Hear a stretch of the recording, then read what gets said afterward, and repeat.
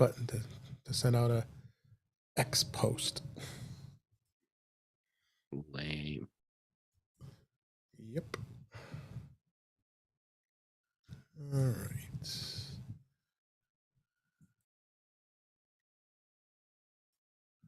You're live on YouTube. The tube of you. So I'm going to do what Chuck suggests. Just have notes. Just and copy and paste. Oh, there you go.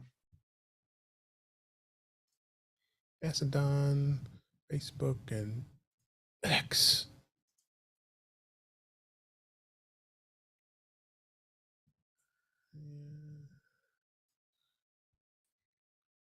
Because you know they never come over, right?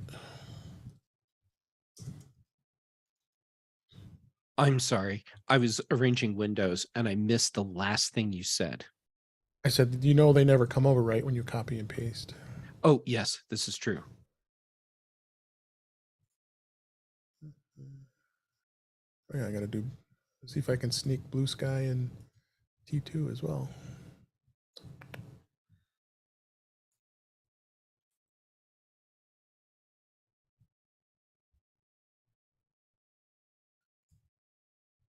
All right, let's see. Let's do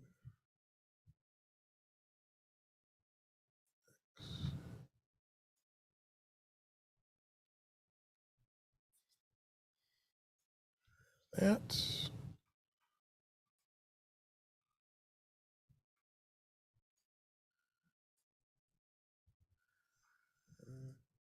Still says tweet. Well, considering how many things on service X that say tweet and Twitter. Yeah.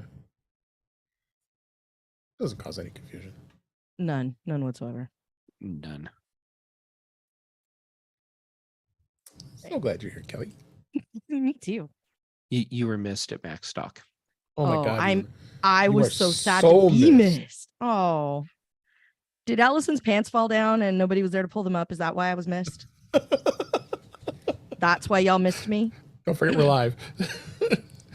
I did that live on the internet when back in the day. So yeah, unsurprising. Yeah, Kelly, you missed so many opportunities for both of us to get in completely irresponsible trouble. Oh, I know. That's the saddest thing. Yeah, it's a bummer. Yes, it was. I had so much fun. Otherwise, I tried to muddle through. Went to a conference, filled my brain. It was super great. Well, you're going to share that with us. Mm-hmm. Am I doing Facebook? No. No. You're right.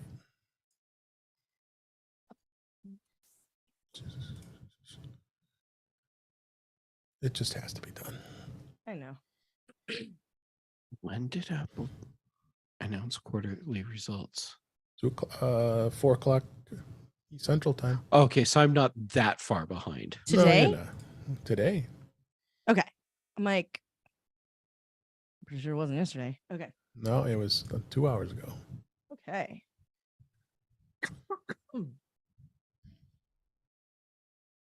Macedon is going cuckoo. There we go. Come on.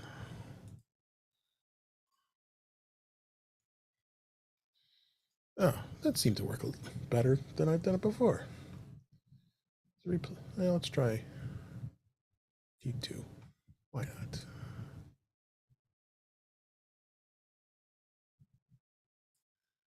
Just gonna do it that way. And Blue Sky. Right. While you were doing that, I will tell you a tiny bit. This is completely unsolicited. They've never paid me or anything. I just love them. There's this tea company in New Mexico called the New Mexico Tea Company. Shocker, I know. Oh. But they make blends of tea, and they make one that's nerdy. And so you can go to them and order tea. Tea smoking gray hot. Yeah. So if you go to teaearlgreyhot.com, you can order a bunch of different varieties of Earl Grey. And they have these cute little sample packages. So you get like this whole bunch of them. And every one of them I've tried so far is delicious. And they're super great. And the footnote to the story is that I will always swear eternal allegiance to the New Mexico Tea Company, because first of all, they had the sense to register teaearlgreyhot.com, and that's just brilliant. But also, all of their tea is super delicious. But when I ordered my sample of this, it was smack in the middle of one season of Westworld while we were still, it was broadcasting live and we were doing the podcast about it. And so when I got my order, and I didn't know, and I didn't say anything, I just filled out the form, and when I got my order, on the order, handwritten, it said, "We also really like Westworld too." Oh, And I was like, oh, okay, now you're my favorite. And I just need to tell everybody that it's awesome. So that is not what I'm drinking in my Star Wars mug. Today, it's plain old stash, double bergamot Earl Grey. I say plain old, but I'm fancy like that. And but their other tea is awesome. I was gonna send one of my friends. I was gonna send one of the packages to, because it's super awesome. I'm gonna Love drink straight. in this mug right here. a mug that I didn't even get a chance to go see, and I was in the same room where they were being sold. And I was with you. So Kelly, I had to go look up this tea company because there's a couple in Albuquerque that I have visited when I've been down there, Albuquerque. and I really loved them. Oh, This isn't one of them, but I recognize the building. I know where that awesome. is. So I actually have driven past this tea company on more than Really? one occasion. Yeah. Oh, that's awesome. Yeah. I'm looking at it on Street View right now. I just love them. Like, I went and, filled out the thing, and I was like, oh, I can't believe it was so good. They made me so happy. And it was just very much a, nerd's gonna nerd kind of a thing. And it made me smile. So yeah, because Mr. Kelly, of course, was like, well, what did you tell them? Or, did they send this? And I'm like, no, I said nothing. I just filled out the thing to order the tea because I liked it, and that was it. So that's all. So I just wanted to, because it was sitting on my desk, and because I'm actually drinking tea right now, I just wanted to give them a shout out, because they are super great and I love them. And legit, all the tea is delicious. I have a dedicated tea cabinet with all manner of tea in it. I've got gray, I've got red, I've got white, I've got loads of black tea, all kinds of stuff. And I really actually do enjoy drinking theirs a lot. So I'm not just hyping them for packaging. They're actually super awesome. So it must taste good too. It's really good. All of them. This one I think might be one of my favorites. The one with Jordy on it, the smoky Earl Grey hot. The Deanna Troy is jasmine Earl Grey, which is also really good. Oh, interesting. Yeah, and they have a rooibos, I think is how you say it. So like if you can't do caffeine at all, you just get rooibos tea. That one's really tasty. And the decaf is good, but like decaf coffee, it's not 100% uncaffeinated, because they can't get all of it out. So if you need that, then rooibos is for you. But all of the flavors I've tried so far are really good, and it's teaearlgreyhot.com, and they're lovely. So thanks, New Mexico Tea Company. Ding, ding, ding. I put the link of our show notes in our private chat if you'd like to view.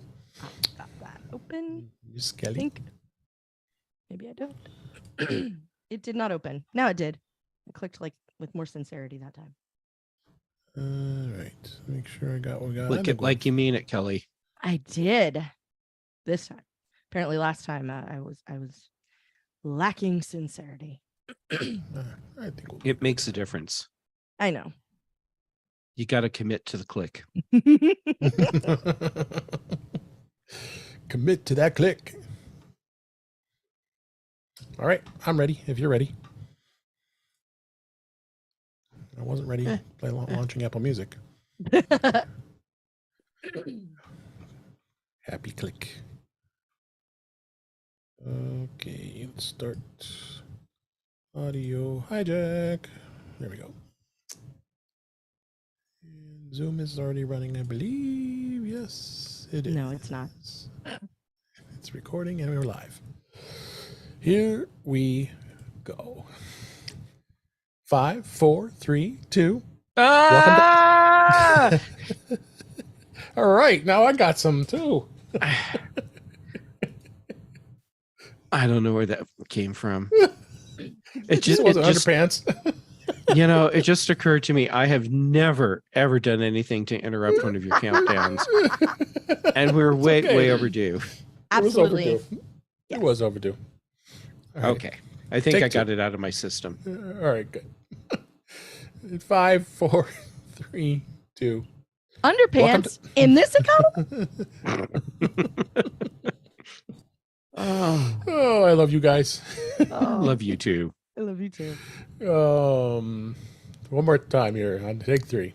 5, 4, 3, 2. Welcome to episode 265 of In Touch with iOS, the show that talks about iPhone, iPad, Apple Watch, Apple TV, and related technologies. I'm your host, Dave Ginsburg, and I have Kelly Gumont back on the show. It's been too long. How you doing, Kelly? No, it has. Hi, David. I'm really glad to be back. I'm glad to have you, and I'm always glad to have as well Jeff Gamet back here. How you doing, Jeff? I'm doing all right. And you say you're glad to have me back, and yet I just totally pulled a Chuck Joyner on you and you did interrupted your countdown. That's okay. That's why we have fun. That's what we're here for, to have fun. Although you rolled with it much better than Chuck would have, I think. He cracks up a lot. He does. He cracks up a lot. And he expects me to toss an underpants or something like that out. Oh, yeah. Well, he would not have expected a Wilhelm. You threw me off there. But is it really an Apple podcast if Jeff's not tossing underpants, though? I mean, really? True. Yeah. It is true. But what's true is we have a show and we have lots of things to talk about. Lots of good news stories this week. Might even talk about Twitter a little bit. I'm sorry, X. And Apple had just announced their quarterly results. It's just hot off the press, not even 2 hours after we are now recording this show. We'll talk about that. Kelly was at the Mac Admins Conference. I can't wait to hear about those fun things that happened. And lots of other things to talk about. But let's just, like we always do, dive into some stories of this week. For stories, college football could be coming to Apple TV Plus as Apple is courting the Pac-12. Apple appears to be working on a deal to secure the rights to college football games as a proposed deal for the Pac-12. And it's according to ESPN, the Pac-12 commissioner on Tuesday of this past week, as we record, presented the conference with a potential subscription-based Apple streaming deal. I guess the Pac-12 contract expires after this school year, and Apple is in negotiations to get that. The deal would start in the 24-25 season. And it could be a short-term contract, and probably Apple will see how it goes. But I'm liking this. I'm liking to see that Apple is really diving into sports. I mean, here's another way of Apple trying to get some stream content and make some money, which we'll talk about with subscription services in a minute here. But what do you think, Kelly? Well, this one I can tell you a lot about because it's not 10 anymore. Pac-12 is here. This is my native land. This is when people where I live talk about college football. When most people talk about football here, that's what they're talking about because there really is only one team for like 5 states, and that's the Seahawks. Or the Ducks. Oh no, I mean professionally. There's one team. Right. There's nobody in Idaho or Montana or it's like Seattle up in the corner and then the Broncos down at Jeff's, and that's like it. Yeah. So the interesting thing about this to me is that first of all, it's a whole lot of sports for the Northwest.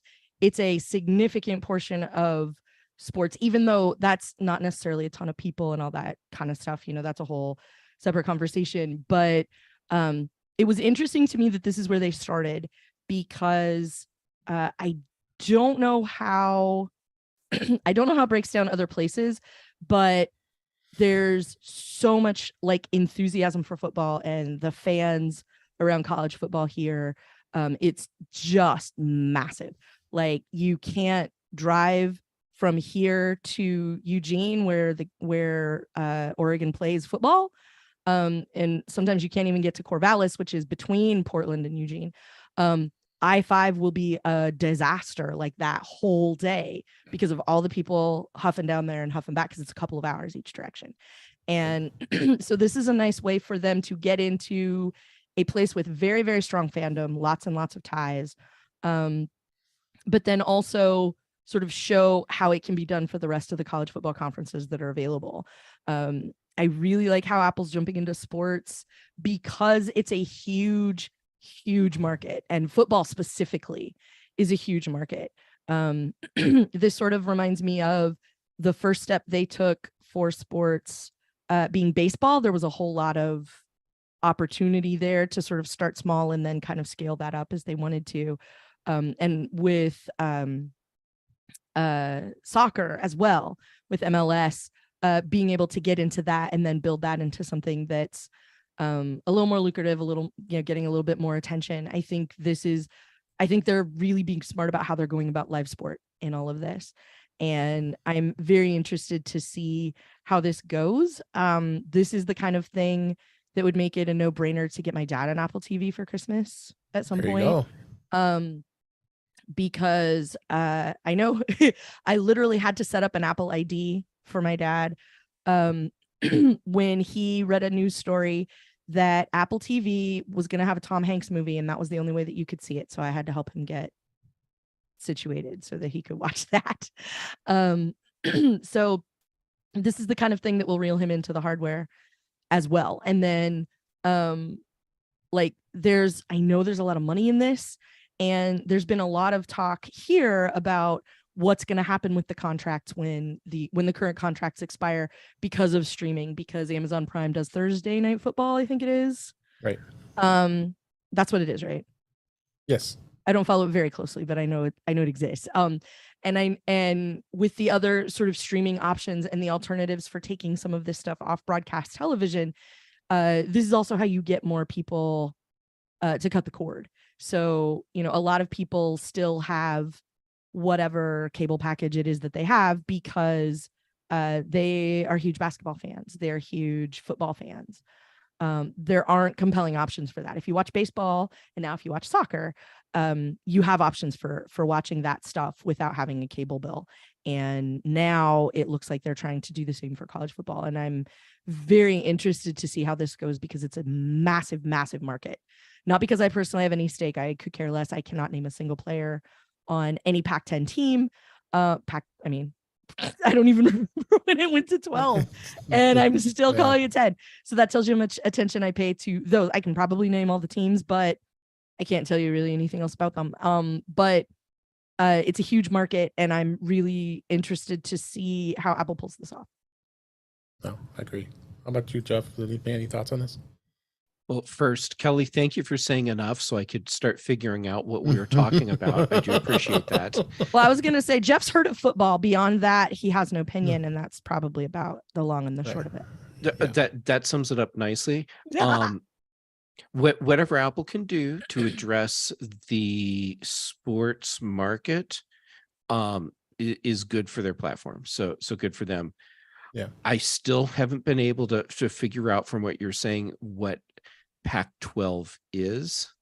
It's a conference. It's a group of football teams. Okay. They there's all the teams that play college football, and they've broken them up into chunks. So there's like a Southeast, and there's a Northwest, and there's like an East, and there's like a bunch in the middle, I think is what that one's called, the bunch in the middle conference. But each conference is like a group of teams that sort of plays somewhere. And they tend to break them up geographically so that it's easier to play all the teams in your same little general area competitors. Yeah. And that's what a Pac-12 is. Yes. The Pac-12 conference, like the Big Ten conference, and Which also makes no Although, sense to Jeff because Yeah, it doesn't make no sense, right? I'm not trying to be But that- mean. It's just the but- truth. but Jeff, that- that's it's not true. helping. That's okay. That's not helping explain it to Yeah. Jeff. To tell And I'm Yeah. okay that this is something that my my Well- feeble brain doesn't wrap itself around. I can appreciate that other people really enjoy it, and that this is a good business move for Apple. So go Apple.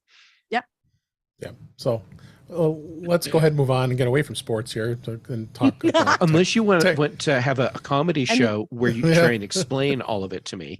Yeah, I mean, I'm really happy to sit here and talk to you about Women's World Cup if that's a thing that we need to discuss. You know, No, I'm here for that. I figured you would be. Yeah. But the story I want to go on to next is Apple unveils a Pay the Apple Way campaign with TikTok creators, billboards, and many more. This past week, a mysteriously new Pay the Apple Way hashtag went live on X, since seemingly teasing a forthcoming announcement or an advertising campaign. The campaign is official, and it was Apple touting a multinational advertising push that showcases the ease of convenience of using Apple Pay. Apple is launching this new campaign in the U.S. and in the UK, and different campaigns, and they got all kinds of different videos. Your watches and your wallet, and all kinds of other stuff. So they're really doing some pretty cool advertising when it comes to Apple Pay, because Apple Pay has become very popular, as we'll find out in a bit here with the quarterly results. So what are your thoughts on this, Jeff? On one hand, I could see people saying, why would Apple invest money in a campaign like this? Because we all know what Apple Pay is and we can use it. At the same time, there are so many people that have absolutely no idea what this is. And even people that are working the cash registers in stores have no idea that this is a thing. Yep. So it's good to continually do advertising that promotes the product and raises awareness. So yeah, and didn't Apple recently get a change in the UK where actually it's not an Apple thing. I think it's a government thing that allows higher charge amounts Oh, without a signature. and something like that. Oh. And so Yeah. if that happened, then this would be a good time to start promoting Apple Pay again, so that people are more aware of it. I think I agree with you on that. I remember seeing that headline go by, and I think that might be a good reason to do it internationally. But also, I don't know how much promotion it's gotten internationally, Mhm. aside from people in other countries who listen to podcasters in the US who talk about how Apple Pay is awesome. I don't know what, infrastructure or anything looks like for that. And I still occasionally go to a store, pay with my watch, and more often than not, there's either someone in line or the person at the register is surprised that was the thing that just happened. And and so it definitely having an awareness campaign, using people from TikTok to be the people who are promoting it, is the part that I kind of wonder about, just because the See, people that who seems need super to know, smart to me. well, the people who need to know aren't the people who are using TikTok, was sort of why would you use somebody that, if you don't know anything about Apple Pay, then you probably don't recognize the person in the campaign. You know what I mean? So, you need to get Tom Hanks out there buying stuff with his phone and with his watch to get the demographic that is the least aware of Apple Pay and the most afraid of it. Because the thing I have to explain to people over and over and over who are older than me is you are not carrying around a picture of your credit card on your phone for everyone to see. No. That's not how it works. It's very, very safe. It's very, Very, very very much secure. And not everybody gets that. And the people who tend not to understand that are people who are older than I am. And so just because I used Tom Hanks as an example earlier, he makes a good example here. He would be the person that would get my dad to go, okay, how do I do this thing where I can pay for stuff with my phone? Or other people, that like, that would be the person you would need. Like somebody who is famous because of TikTok telling people in my parents' generation that this is how you should buy stuff is the part that's going to be lost on them. So Kelly, I'll tell you where the value comes in the TikTok I wanna hear. advertising. Yes. So we're talking about a lot of people that are already aware that Apple Pay is a thing. They may or may not understand the security part. Doesn't matter. Ultimately, what does matter is that a lot of these people are not actually using Apple Pay, even though they're aware of it. Getting the influencers that they follow all the time to tell them, hey, I'm doing this, you should too. That's going to be the incentive that gets a lot of these other people to start using Apple Pay. Okay. Yep. Makes That sense. tracks. Yep. That's what TikTok does. So, that's why people eat Tide Pods. Maybe they'll use Apple Pay now. There you go. On that note, that's a good transition. Twitter is finally turning to X on Apple's App Store. X, the social media platform formerly known as Twitter, updated its official app on the Apple's App Store earlier this week, and with the new branding that was announced by our wonderful friend Elon Musk. Instead of "Let's Talk" and Twitter's original tagline "Blaze Your Glory," is a curious subtitle on X's iOS App Store listing, which describes the app as the trusted digital town square for everyone. Okay. So the rebranding process has been going over for the last week. Apple had originally pushed back and said, no, you can't call it one single letter. We don't allow apps to be called that. Right. So and they should have stuck to that. And they should have stuck to that. They would tell us what you didn't. think, Kelly. Yeah. Well, that's the part that makes me grumpy is these are the rules and we're going to change them for you. I don't care who the person is. It's immaterial who the person is, who the company is, who's responsible for it. If it were literally anyone else who came in and said, I want it to just be called a single solitary letter, Apple would have told them to go pound sand. And Apple should have told Twitter to go pound sand because the rules are the rules and the rules should be the rules for everybody. And, when we've been on here and complained about things not working correctly in the App Store, an app gets rejected for something, an app gets admitted for something. The reason we're upset about it is because the rules have been inappropriately applied. Either somebody got in that shouldn't have, or somebody's being kept out for a reason that actually isn't the case. You know what I mean? So that's the reason that this frustrates me, is because Apple should have stuck to their guns and said, no, you get to be 2 X's, you get to be X exclamation point. It has to be 2 characters. It can't be 1. Knock it off, basically. And, when Meta decides they want to be M, what's going to happen? And this is stupid. It is breaking App Store search, which is already atrocious and virtually immaterial. Anyway, it's not like you can actually search for most things in the App Store. So having it be named this as well is also really stupid. And that's even before you get to it actually being what used to be Twitter and the guy that runs things now. And, because that's just going to turn into a conversation where I use a bunch of Roy Kent words, and we're not going to do that. So that's a different podcast. So that's the thing about this that I find the most frustrating, is that this is Apple once again being a little tone deaf in what they're doing, aside from all of the stuff that goes along with this being a Twitter story. Like, you have rules, you obviously have them for a reason, and now you're letting somebody willfully break them, and that should not be what's happening. The end. Yep. How about you, Jeff? I'm very baffled why Apple went ahead and waived the 2-character minimum rule for App Store names. Special treatment. And Kelly, you're absolutely right. So what happens when Meta wants to be M, or Amazon wants to be A, or whoever, whatever the app? So QAnon, can they put an app out just called Q? Is that going to be okay? Yeah, I see this as a big problem on multiple levels. Screwing up App Store searches is one of them. Also, I'm not getting why Apple, with the things that that they purport to stand for, Mhm. is okay bending rules for the service formerly known as Twitter.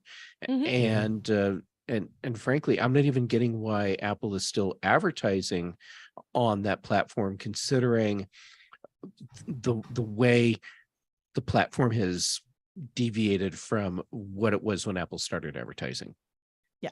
I mean, that part is a whole separate conversation. I'm very frustrated with some of the tone deafness that I see in the App Store. Like the huge push very, very recently for the official Reddit app, like top apps you should have on your phone. And one of them was Reddit. And I'm like, y'all need to read the room. Really? Right. Really? And like there's so much of that happening right now. And it's really weird. And like every time I go look at something in the App Store, like unless I'm clicking on a direct link that someone gave me, you know, that I found somewhere, like click here to go open this app. If I ever look at the homepage, and I used to go browse regularly to see what Apple thought was new, what Apple thought was interesting. And I really don't care what they want to draw my attention to anymore because I can't get behind most of it. So, Well, I mean, I you've don't heard me get rant how about that here. So, Yeah, I don't get how developers, sorry, I totally started walking on you. That was very uncool. Sorry about that. that's okay. I was done. I don't get how at this point any developer will feel like they can work with Apple in good faith as far as how rules apply. Yeah. And because at this point I now feel like rules for developers are arbitrary. They are. Mhm. Yeah, Yep, I'm there. not happy with this. I'm So- not happy with this at all. And then like all of that follows on, Jeff, with what you were talking about. You know, why is Apple still advertising there? You know, it's turned into a very different place than it was a year ago. And you know, and like we're gonna put a whole episode of a show there where, you know, nobody's at. Like if they had wanted to be clever about it and draw a bunch of attention, then they could have gone somewhere else. They could have gone to Mastodon. They could have spun up their own Mastodon instance and debuted something there and sent all the nerds off to Mastodon instead, or done it on Blue Sky, or done it on the other one that I can't think of right now. And that everybody says is where you go to find fun things because Mastodon is boring or whatever it is now. That's the part that I don't get is, you know, given the options you have, why would you continue to have a relationship with this guy? It's not like, I mean, we've seen the numbers. It's not like people are paying for stuff through the app, like paying Twitter for anything at all. And if they are, they're certainly not doing it through the app. And so it's not like Apple's getting a taste of any of that. So what does this benefit Apple? That's the part I can't tally up. I can't make that part make sense. Is I don't understand what they're getting from advertising on Twitter. I don't get what they get by rolling out an episode of TV on Twitter. I don't get what they get out of making an exception in this case. Even though it's going to be interesting to see if they end up getting it taken down, because apparently he tried to name his last company X and it went badly for a wide variety of legal reasons. So I feel like this is where we're headed with this anyway, and he's going to have to change the name. So I don't know. I think Chaffin's razor applies. Me too.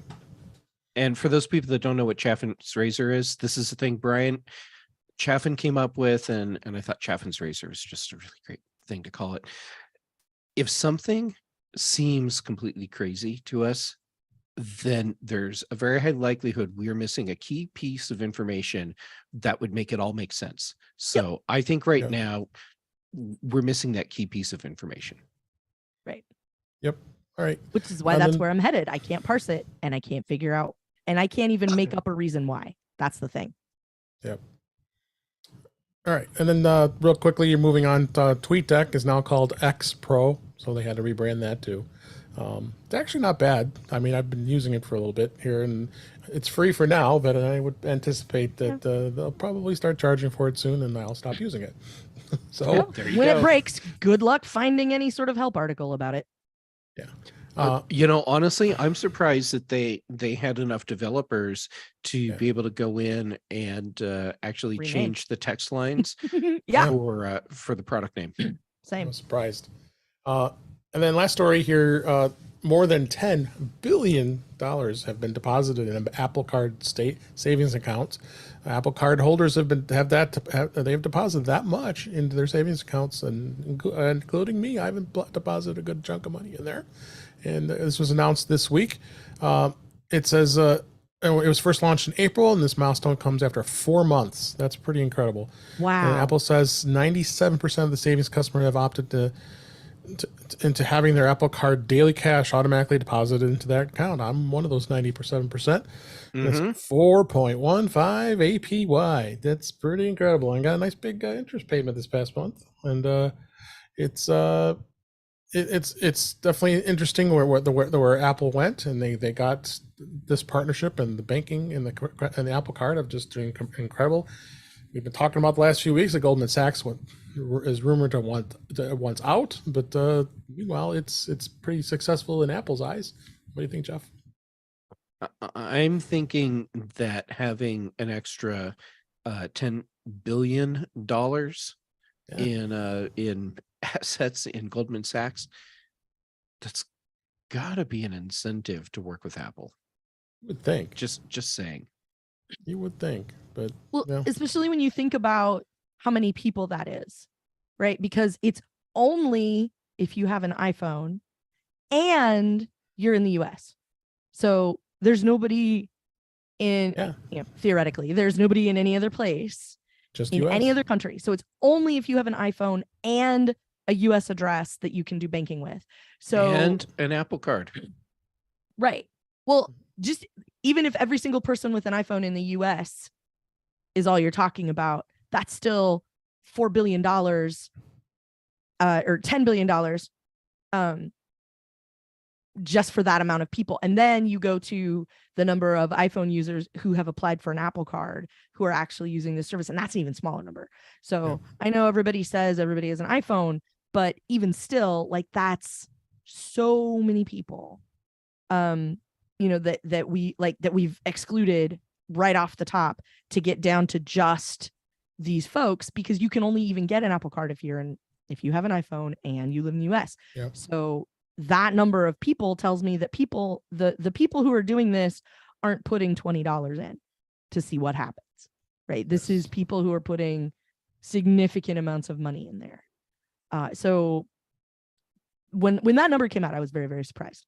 So I can't figure out why Goldman Sachs has anything to say but please may I have another, Yeah, exactly. Right. And we'll talk about that in just a second here with the quarterly results, because they did hit upon that. So let's go on to the topics. Beta this week, iOS 17. Beta 4 is still rolling on. Nothing too overly excited to discuss about that. I don't know if you've seen anything on your beta device. I haven't really seen much in mine, Jeff. But No, I installed it and my iPad didn't blow up, and that's as far as I've gone. Yeah, that's most important. So, and as everybody knows, when they have the public beta, for those who are not in a developer, or you basically can sign up and have a developer account. You just can't publish an app and get the developer account. But okay, I'm surprised they keep this on. But this is a week after, because it's been only a week since beta 4 came out, that they have now the second public beta of iOS 17, watchOS 17, watchOS 10, and iPadOS 17 and macOS 14. So again, don't install beta if you don't know what you're doing. You don't want it on a production device. Please don't. Right. We say that every single time. So let's go to the quarterly results. I've got some great links here, especially Jason Snell is awesome with 6 colors. Provides his amazing charts for everybody to take a look at. So it's it's a pretty incredible numbers, I think. But of course, the market's saying that they did lose some money here. But it was a down quarter, but it was only a 1% drop over the year ago. The better Well, result. they're done. So they're done. Yeah, they're doomed. They're doomed. They're doomed. Three key categories, they were all down year over year. The Mac was down 7%. iPad was down a big whopping 20%. But the all important iPhone was just down 2%. But things were a little different than the two other portions of Apple's business, which is had some amazing growth over the recent years. Services was up 8%, and wearables and home and accessories category was up 2%. They just had this a couple hours ago as we record this. Right now, we're at 48% of Apple's business is the iPhone. Services is now up to 26%. Geez, I think we were just talking about it this year ago. It was like about 15%. Yeah. So it's increased incredibly here. 10% wearables, 8% Mac, and 7% on the iPad. Again, they were down a little bit. $81.8 billion is what their total Apple revenue was. That was about a 1% change. Still making money, $19.9 billion in profit. I don't think that's too shabby if you ask me, but I'm not a financial analyst, so you can't really say much on my end here. 6.8 billion of Mac. That was a 7% change. And then you had the iPad, which is about 5.8 billion. That was a big 20% drop. And it looks like the iPad has been dropping. It's the second quarter in a row that it's dropped. You had a 30% increase at the first quarter of this year, but then it's been dropping ever since. So I think they need some new iPads is really where it's at here. We're going to talk about a couple of rumors here later, but yeah, they got to do that. But 39.7 billion on iPhone, and that was only about 2%. Services are just off the charts, unbelievable. $21.2 billion. I mean, we all contribute to this. I mean, I'm paying the $32.95 a month on my Apple One bundle, so they're getting my money for the services and the wearables. The Apple Watch continues to thrive, and there's a small increase. That's really also good numbers. HomePods, right? Yep. Because it's HomePods, like home and home accessories, and wearables or something. Yeah. Yep. Mm-hmm. So okay. So pretty incredible what came out of it. So a couple of the takeaways. Tim Cook did touch upon AI and where that's leading with Apple, and he did say it is absolutely critical to Apple, confirming that they're investigating where AI can go. They continue to be very excited about Vision Pro, and I think it's still pretty new. We talked about last week with the developer kit that you can get and all the restrictions and all that stuff. Again, they talked about the services revenue and iPad, iPhone, and Mac sales and numbers. We'll definitely see where this goes. I think the numbers are good. I think the stock market, after hours trading, I think I saw it was dropping a little bit, and it's going to drop tomorrow because, it always does. They're doomed because they lost so much money, but my takeaway from the earnings, the notable thing that I saw in that was 1 billion paid subscriptions across. I was going to talk about that. Yep. Mm-hmm. That to me is astounding. Yeah, I think the iPad stuff is kind of to be expected. Not necessarily because iPads are bad or anything like that, but I think if I'm remembering my timing correctly, the 10th gen iPad came out late last year. So the 2 quarters that we're talking about, because they were down and down, it wasn't a surprise to them. They said something like in line with expectations or whatever. So the thing that's the thing to me about the iPads is that I think they're on an upgrade cycle. They've kind of hit that microwave sort of thing that I always talk about, where it's a utility device and it's finally mature enough. There's nothing terribly exciting that you can get out of it anymore. The software is doing better, but if you bought an iPad Pro a year ago or 2 years ago, it's still a very, very good device for what you wanted to do with it then. It does all of that now, and they haven't added anything dramatic in the last couple of years to any of those, because I have a 2020 M1 iPad Pro, and it stacks up against everything that if I went to the Apple store right now and bought a new one, my experience would be exactly the same. Like, it's basically the same size. It's got the nice, slabby edges and an M1 processor in it, and does all of the things I needed to do and handles all of that like a champ. So there hasn't been a dramatic evolution in the Pro.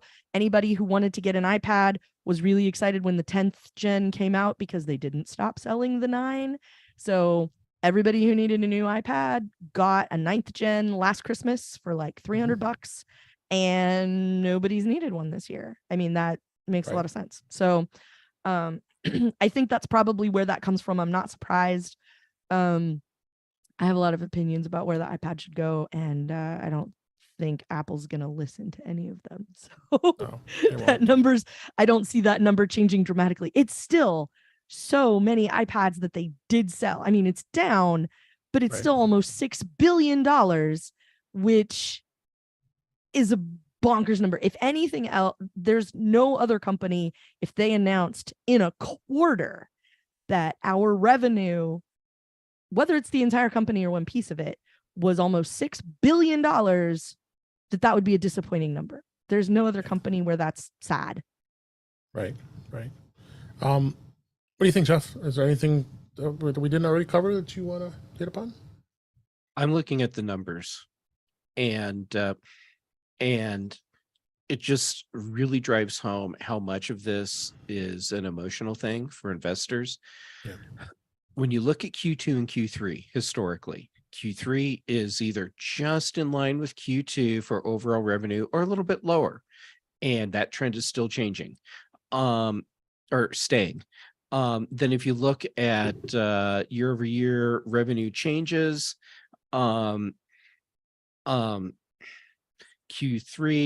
you tend to have more revenue than Q2, and that still holds. It's across the board. What I'm seeing is that the patterns that we see every single year with Apple's numbers, it's totally in line with what I would expect. Absolutely.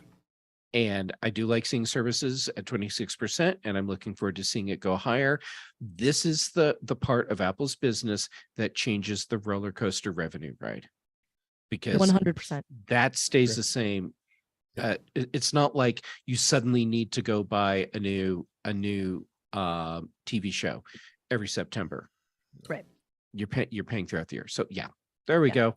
Services are the most profitable out of all of this. Yep. I think, to go back to the top of the show, the MLS subscriptions coming out this year probably helped that number. The baseball stuff being free, but probably drawing more people to the platform, probably helped that services number. Like maybe now it's worth paying for people. And if you get into that and you're a big enough fan, maybe you want Apple News now so that you can follow all the stuff about your teams. So all of that kind of stuff all fits together. And I remember, Jeff, you and I, on previous podcasts talking about quarterly stuff, and everybody listening to Tim Cook talk confidently about how services are the future. This is the way. And most people writing that off as crazy talk. And, and here we are. Who does this guy think he is? Well, I'll tell you who he thinks he is. He's the guy sitting on top of billions and billions of dollars in revenue because he was the one who said this is the way years and years ago. He's the Smoke of technology. Yes. I think that's part of what is most interesting to me about all of this is, having watched all of the bricks get laid down this road and then getting here and, and people going, oh yeah, well, sure. Okay. Like it made sense all along. And I don't remember that Jeff, that you and I ever thought that, it was crazy talk or anything like that. But, I know we would talk about it and go, well, that's really interesting. And that was basically it. Like, I don't know how he thinks that, but there weren't the number of services, available at that point that we have now. So the offer wasn't quite as appealing as it is today, but it's really interesting to watch. So Yep.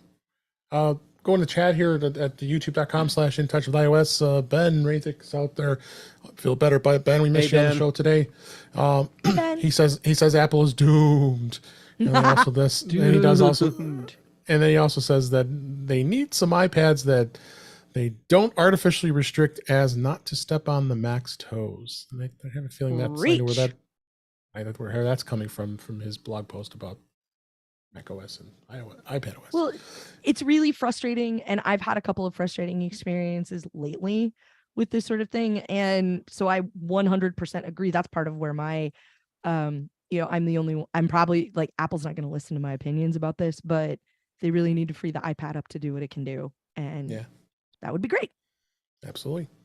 Let's go on. One of the rumors I wanted to talk about, and I try not to talk about rumors that often, but this one I like because it involves the iPad Mini. Macworld had an article here talking that the 7th gen iPad Mini may arrive this year. The rumor claims that Apple is planning to launch an update to its tiniest tablet. With fall quickly approaching, and then Apple, is going to gear up with more iPhones, Apple Watches, M3 Max, and this is kind of a fitting rumor. It's most questionable who is the leaker, which is Shrimp Apple Pro, saying that potentially there could be a 7th gen. The last release was September of 2021. That was the 6th gen. So it's due, and it seems like it's always a very popular iPad model. And I know, Jeff, you have one, and it's I'd be interesting to see where it goes, because this is, looking at the numbers, Apple needs to do something when it comes to iPad to come up with some new stuff. I have a really hard time with this rumor simply because of where it's coming from, and there's no additional information. That said, I get why a lot of people don't understand why the iPad Mini is a thing. I'm not one of those people. It's a fracking awesome form factor for an iPad. So I'd enjoy to see a new iPad Mini come out. Maybe give us Face ID on it instead of the little Touch ID. Yeah, the Touch ID. The Touch ID button is cool, though. Touch power button ID. Yeah. The Touch ID power button is cool, but when I'm doing contactless authentication on my other devices, having to change for that one is weird. Yeah. I get that. So it's I have a hard time with this rumor because of how long it was between the 5th gen and 6th gen. True. So this feels like, even if it was the end of this year, it would be hot on the heels of the previous iteration, relatively. So, because 4 to 5, the 4th gen to the 5th gen was 4 years. Right. And then 2 more from 19 to 21, because September of 2021 was the last one. So I really wish that it would get more updates, because, like Jeff said, it's a great device. It's so good for so many things, for so many different people. Right. It's small enough to be portable. It's super versatile. It does all the stuff the big ones do, just in a little less space. And it's one of those things, as part of my iPad complaining, that I really wish Apple would take more seriously, because there are so many people who use it and so many awesome uses for it, both for personal use and professionally. There are loads of places where I've deployed these as part of my job, because they're absolutely 100% the right thing for what we're doing. And Ben in the chat saying, I hope so, because I want the current Mini at a closeout price. Okay, that's fair. Apple fair. Make a new Mini so that Ben can get a good deal on an old one. I would like that very much. It works for me. So, Kelly, you were at the Mac Admins Conference. I have never been to that conference, and I've always wanted to go to that conference, but it always seems to coincide with MacStock, so that makes it kind of tough. It's a great conference. Yes, and I know, Jeff, you have been in the past. Mhm. So sounds like you had some good stuff here. I looked at, we got a link in the show notes to their website. They've already got it updated for next year. So it's July 9th through July 12th in 2024. So they're already ready to go. So we got to get Mike Potter to start announcing when MacStock is going to be in 2024 as well. Yeah, he's but going to need that to be later in, yeah, July, so I can we need go. you to be there. and usually he has at the end of July, so we might be safe this next year. So, I don't. A lot of great speakers. Some of these speakers I even know, and I've met in the past at MacTech conferences and doing the local MacTech in Chicago. So a number of these folks, I think a couple are from Chicago too. That I saw for sure are. What was your take on the show? You did not speak, right? I did not speak. No. It was amazing. This is the first time I've attended in an official capacity as an IT person. Gotcha. Well, this is the first time I've attended any conference in that capacity, because there really weren't any for a while after I got my job. And I've attended MacTech events and things, so I've also known a lot of these people for a long time. It was super great to see everybody in person. One of the things they announced at the conference was that more than half of the people who were attending were there for the first time. Great. And I thought that was really, really great. It was so nice. It was so nice to see that. There's all manner of talks that are there. Literally anybody can go submit a proposal and have a talk for something. They sort of color code them for the different tracks, like on the schedule, so you can kind of see what you're in for when you go to a talk. So there's talk about security, about deployment, about basic scripting, so that you can automate some of the boring stuff that computers are supposed to be able to do for you anyway. Improving a security stance. The first day is usually a full day workshop, and so I did a workshop on NIST compliance and how you can sort that out with Mac OS, and how you can make sure that Mac OS is compliant against NIST guidelines. If you don't know what that is, I don't recommend going and finding out. Because it will put you to sleep. And how funny you say that, because my talk was about cloud computing and cloud services, and I do recall I did quote what NIST is because I talked about cloud standards, with SaaS and IaaS and PaaS and many of the others. So I had a quote in one of my slides. It's exactly what NIST defines as cloud computing. Yeah. So it's mostly a list of government regulations, and so it's very, very boring and very, very dry.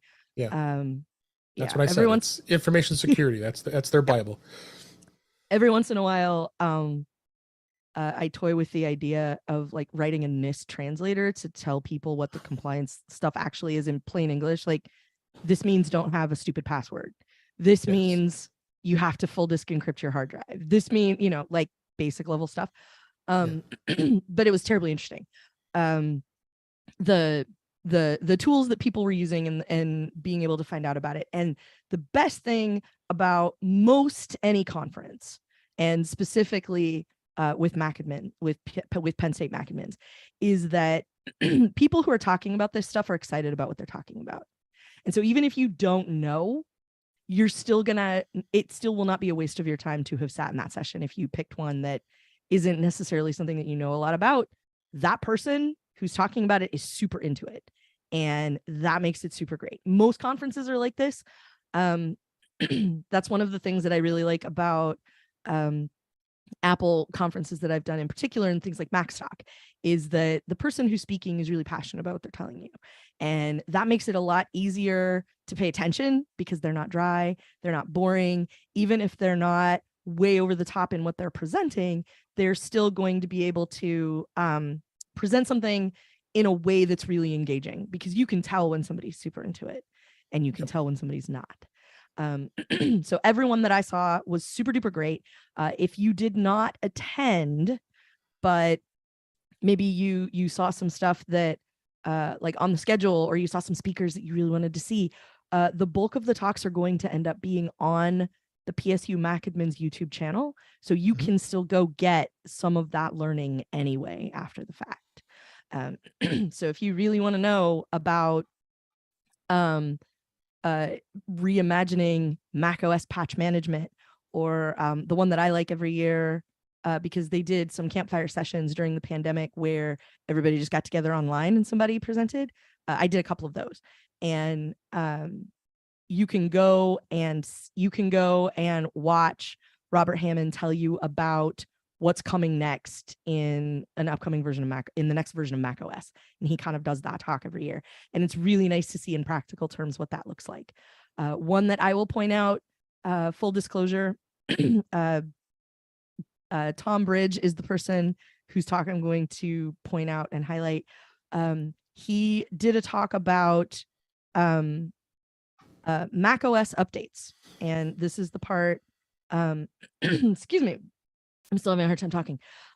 This is one of the things that's going to be really interesting going forward, is how you can manage software updates, what patch management looks like, how all of this stuff is going to work. And his talk is super great. It's really approachable, and you can find out a whole bunch about what's coming down the pike, which is going to be super great. So that part is super duper awesome. So definitely look for that talk. I'm trying to find the exact title of it. We have, I really have a link in great. the show notes.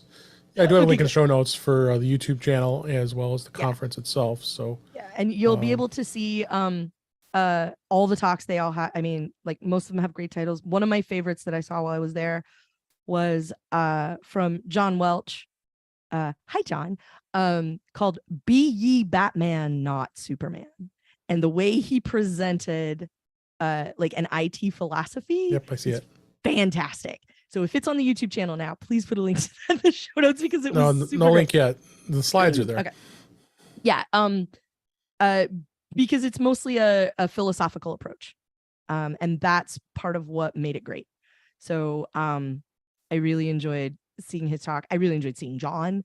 I really enjoyed seeing all of those people. It was really nice to be on the way to the conference and be talking about like how excited everybody is to be there, how everyone is looking forward to it. Like there's a Macadmin Slack that's public that anybody can go join if you're needing to learn about deploying machines at scale and things like that. They are so nice and so helpful. I really enjoy being there, and it's a really great source of information. Oh my gosh, yeah, it's so much stuff in here. I mean, It's even some of the stuff massive. I looked at, it's just, there's just some great resources for this Yeah. show. If you're really a geek and really, and you're in the IT industry like Kelly and I are, you know, even I remember John Walsh, he did the session on PowerShell. The PowerShell is Yeah. becoming so prevalent in the Mac arena now, because I have to do both platforms. So PowerShell is a big thing. And sponsors, it looks like they had some pretty amazing sponsors this year. Oh yeah, there's some great including sponsors. Squirrels. I thought it was impressive that they were able to sponsor. And I got to talk to them, and they were super awesome. It was so fun. Yeah, I mean, I love Reflector. I think Reflector, that was one of their products, is so awesome. Yes. And I've used it for years, mirroring my iPhone for presentations. Well, So they have a new thing that is very cool that might be useful to you, that you should check out, that we'll talk about later. I found Tom's talk. It's called Software Update, Updating macOS and iOS in the Modern Era. And it's kind of the nuts and bolts of what software update looks like, and then what it looks like from an admin perspective when you are a person in charge of a fleet of machines and you need to make sure those things are current. Right. What it looks like and how it's changed and how it's going to change with the new version of macOS, which is very interesting, and my life is going to be a lot better when that happens. yeah, no, there's just a lot of great resources here. I know probably more interesting to the three of us, and not as much as the audience. Some people like this stuff, but even just calling out some of the sponsors. Even you had both VMware and Parallels there, which is great. Yeah. They both, everyone knows that those are both for emulation of, or you've got to live in a Windows environment and want to have a virtual machine instead of having a physical machine. Those come in helpful. Lots of mobile device management options. There were a lot of those folks there. And Jamf, of course. MDM. Yeah. Jamf, Bravos, Adigy, Fleet was there. Jump Cloud ostensibly Yep. like they do a lot of device management. They're mostly an identity provider. They were there too. There were lots of folks, Second Life, that's what they're called, right? Second Life. I'm thinking of the right one, I think. They were there picking up if you have machine, like old hardware that needs to be responsibly disposed of. They're the Yep, place they're to there. do that. And also the Mac Admins Foundation, which is a very recent development.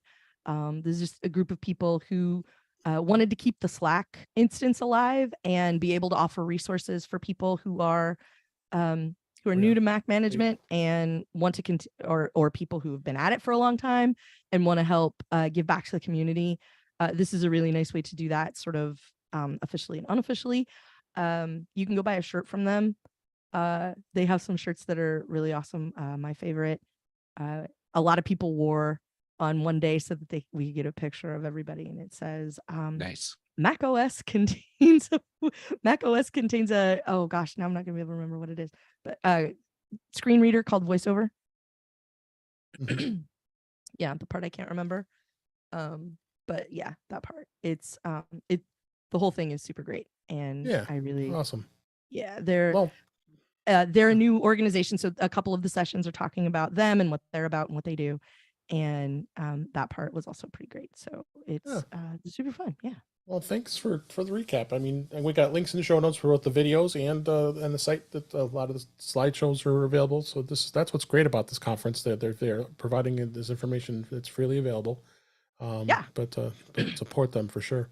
I have two more topic, one topic and an app I wanted to talk about. First off, Google Chrome is becoming more and more of a good thing when it comes to their updates. They are doing a much better job with their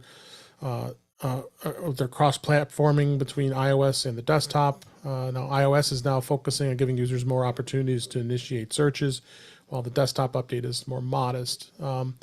So there was 4 new search-specific features that is in the Chrome update. The address bar is now more content-aware of the web page you're visiting. That means that if it selects the address bar while you're browsing a website, search suggestions will appear under related to this page.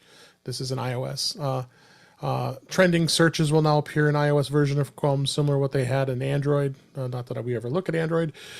So tap the address bar and scroll down to see the suggestions while they appear. When they appear later in 2023.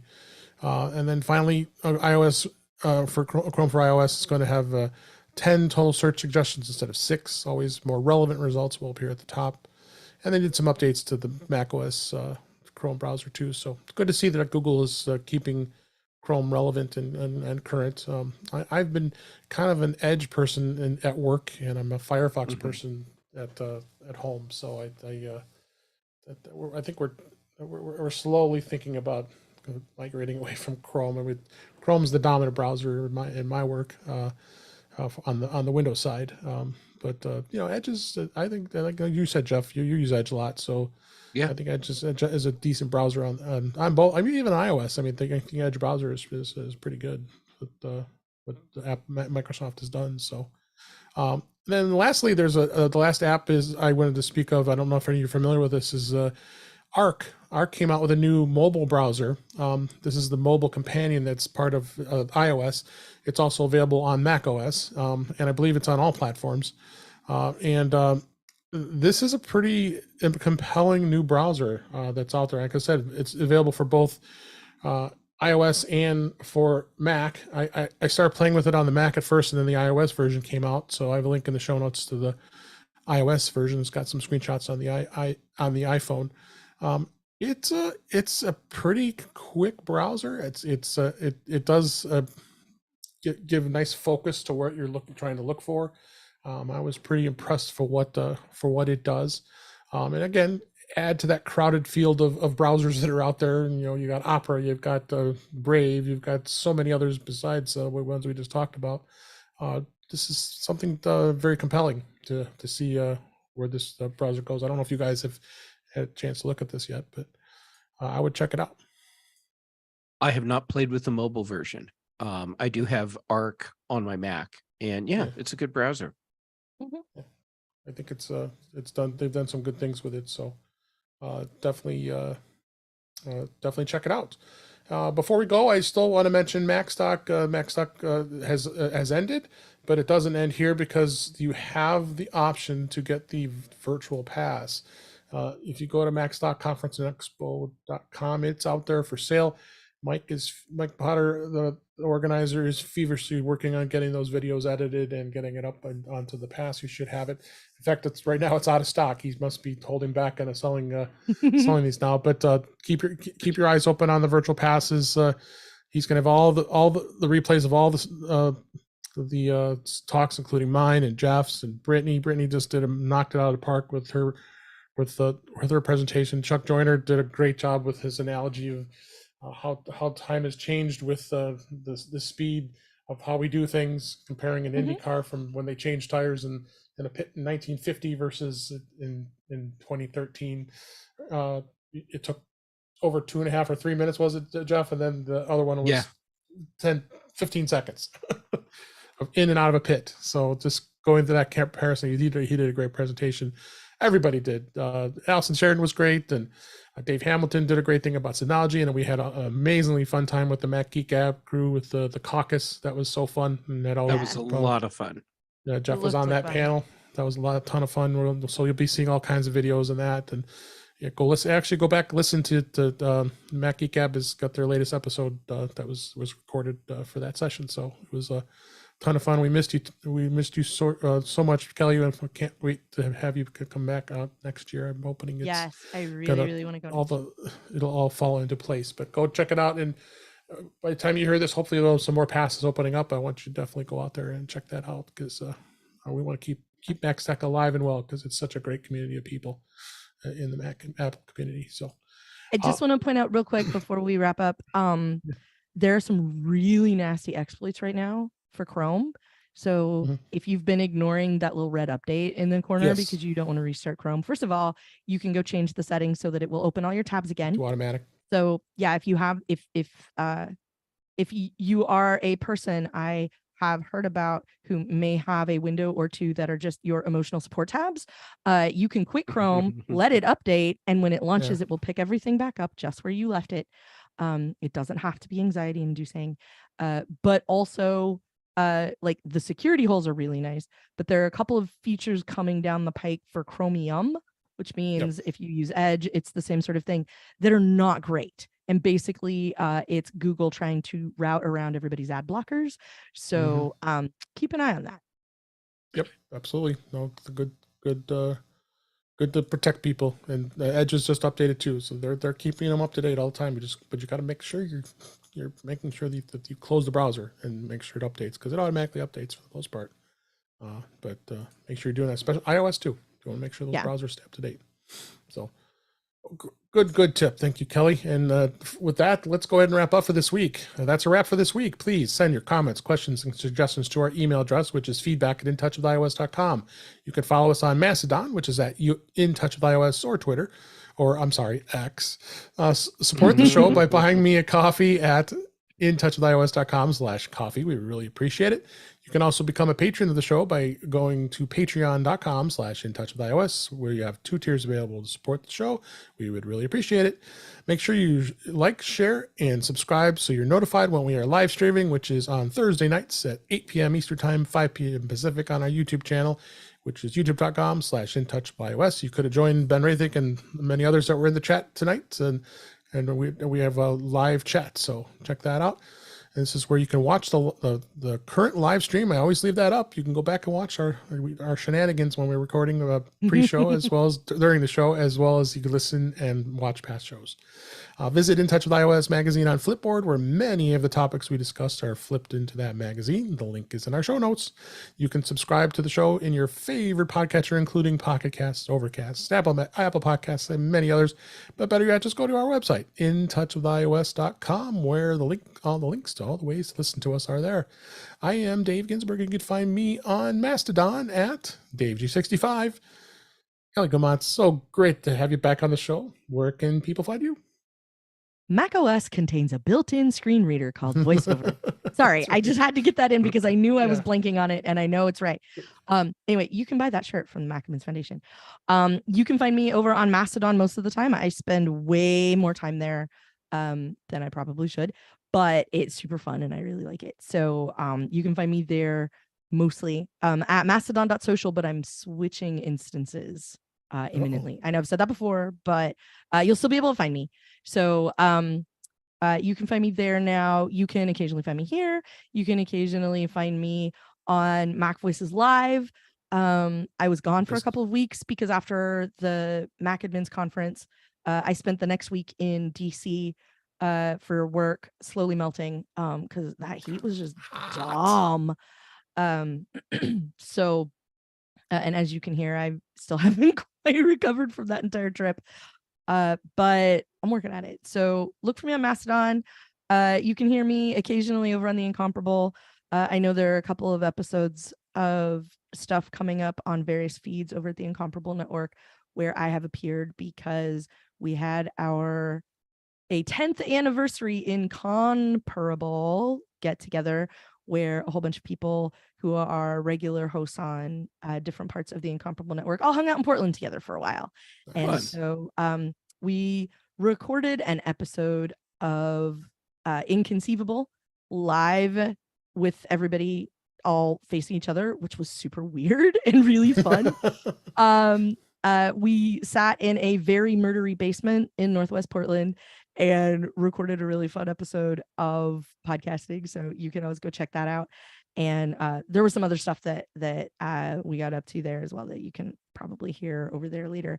And the rest of the time, I'm mostly Mastodon. And then whenever you invite me and whenever I decide to go to Mac Voices and hassle Chuck because he's on to Jeff. And so, we need a new attack vector. Got to keep him on his toes. I That's know. right. Thanks, Kelly. And Jeff Gambit, as always, a pleasure having you here. Where can people find you?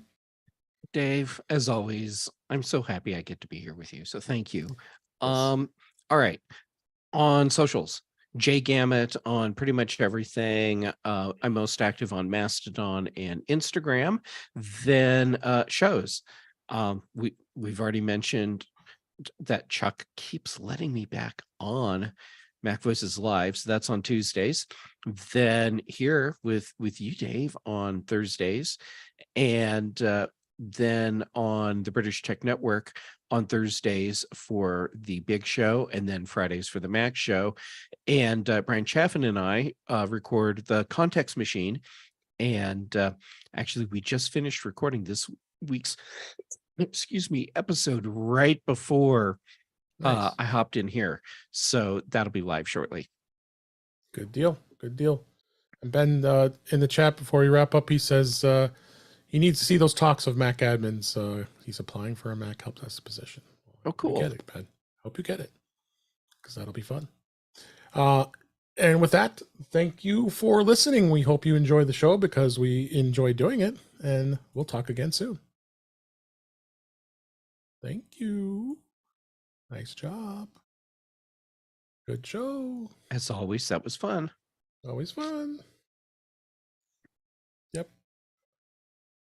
I would like to be in that conference. That looked like fun. Oh my God, it's so much fun. It Mac really, really was. admins and Aces Conf are both just so much fun. Yeah. I'm What? pondering Aces. Justin puts on a good show. I know. That's why I'm pondering. If you come next year at Max Actor, and I'm hoping we can make it a second annual visit to my lake house because we had an absolute blast. We recording did. Hell yeah. My show, Lakeside. It was so fun. And it was a beautiful day too. I saw that picture. It looked amazing. I was so jealous. Yes. Yeah, Like- as you should be. I know. Mike Rose came in hot. Like, Yeah. it was Thursday. I was just back from DC or from Penn State because we drove. Oh, drove from Penn State to DC? Yeah, I flew into DC, stayed with Tom Bridge. He has a guest room that's like super awesome. And like I said, we've been friends for a bajillion years. And he hired me at Technolutionary before he left to go work at Jump Cloud. So I crashed with him, and then we left the next day. He and I and Pam Lefkowitz, we all wrote, but because like a month or two ago, she texted me and said, I got you the last spot in Tom's car. I'm going to teach you to knit socks on the way to Penn State. And that's exactly what we did. So I'm She's in the from midst. Chicago. Yeah, I'm in the midst of knitting socks now. Thanks to Pam. Hi, Pam. Who's also a dear friend of mine I've known for a bajillion years from Mac Tech and stuff. I met her. Yeah. Oh, Mac Tech Conference. That's the other really good one. Yeah, they aren't doing them anymore. I feel There's not bad one that I now. forgot about Mac Tech Conference. Oh, wait. They're not doing Mac Tech anymore? I name checked it when I was talking about why I knew everybody, but yeah. I don't know if there's still a conference anymore. They like, never brought it back after the pandemic. It was gone. Yeah, I haven't seen. Oh, I love it. They had the local, the great ones that you could go to. You know, I always went to the one in Chicago. That's why I started meeting They people. did, because they did regional events, but then they also did the big one in other LA. stuff. Yeah, the big one in LA is the one that I remember. So yeah, like I can look at there's a picture on their site on the conference page. I'm like, I know that person. Yep. Yeah, it's pretty funny. Anyway, so yeah, Mac Tech's super great. I'm like the page for the conference says the annual Mac Tech conference 2020 was pushed into 2021, and that's all it says. So I don't know if they've given up completely or not. I should ask that about that. Anyway,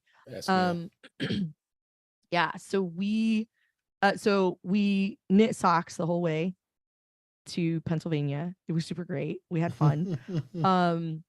And the best part is being in a car with other people who are super social, who were really excited to get to go hang out with everybody again. Yeah. And so, like we're in the car, like I'm going to hug so many people. It's going to be awesome. My hug with Jeff and with Brittany was epic. Oh yeah. I have no doubt. Yeah. Kelly, I want to point out that I have hugged Dave.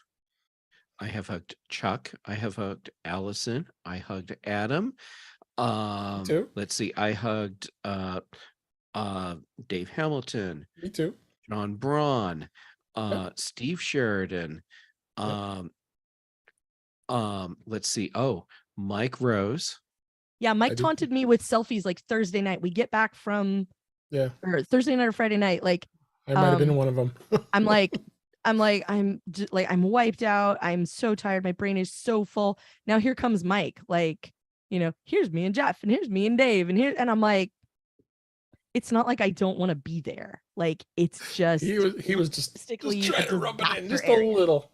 I know. Did you get to see the photo of the first hug I ever gave Brittany? No. I was there and witnessed it. I just want to point out, you're the only person I haven't hugged at at these events in recent history. Well, in this year, that's true. You have not. Yeah, I did in 2019 when you were there. Here's the thing, Jeff, we just need to decide that Jeff Con happens in October when the weather here is beautiful, right before it rains for 6 months. And then when you do that, I will have hugged you in 2023. We can check that off the list. All right. Yeah, we need to get on that because Jeff Con's going to be pretty awesome. It's going to be amazing. I have to get in on this. You're going to come to Portland, where a bunch of people Jeff knows already live. And we're going to hook him up with like the top tier PDX experience. Amazing food. Yep. Super awesome fun times. Some nature. Some weird stuff because Portland. More awesome food. And cocktails on my patio. Ooh. And Jeff Con can be even more than that, because there have been talks at various points over the years about actually doing Jeff Con as a conference as well. Ooh. I would love that. Imagine going to a conference where every topic that you can go to in a session is something that I am personally interested in. Ben just said nobody hugged me because I couldn't go. Well, Yeah, Ben, nobody you hugged missed me at Max Missed Talk out. either because I wasn't there. So Virtual So hugs. clearly, Ben, we need to get you in on Jeff Con. Come to Portland and eat amazing food and do some weird stuff. I Karaoke remember the is amazing food in inevitable. Portland, and I've been there. We'll get Jean to come. She'll be part of this. So that means karaoke is an inevitability. And that's a thing that's happening. And it's gonna be great. So we just need to figure it out. Yes. Yes, we do. Yes, we do. And it should be October, because like the third week of September, sometimes the last week of September, we get a storm and like 4 or 5 days of like 50 degrees and rainy and gross or super windy, and everybody goes, oh, well, it's winter now. But no, that's just Mother Nature going, remember this? Because that's where we're headed.